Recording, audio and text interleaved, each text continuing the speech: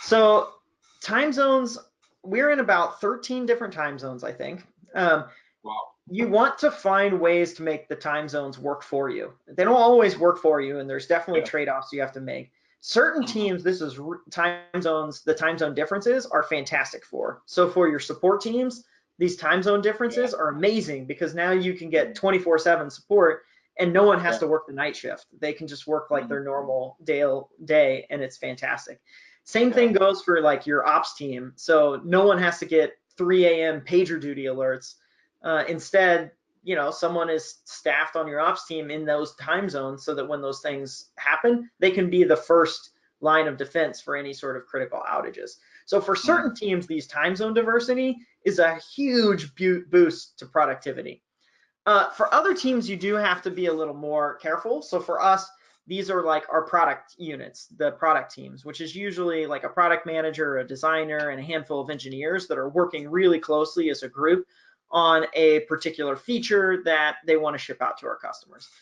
Uh, there's those teams, we typically suggest they have a couple hours of overlap. Two is usually enough to like get the feedback Yeah. and get the communication and collaboration. Other teams have had a tougher time, and so I've heard other teams, not Zapier teams, I've heard do like up to 4 hours, and that works for them. I think you can kind of just give it a try internally and Mhm. figure out what exactly those teams need, and then just be careful about how you staff those particular teams and make sure that Mhm. they do have those time zone overlap just enough to be productive. The reality, though, is it can work without that time zone overlap. So we have one team that has an engineer halfway across the world, and it works fantastic for that team. Like it doesn't impact their productivity at all. So a lot of it just comes down to the people on the team and can they sort through it and figure that stuff out. Some time zone overlap is probably going to make things a little easier, but Mhm. it's not impossible to do it with people all across the world.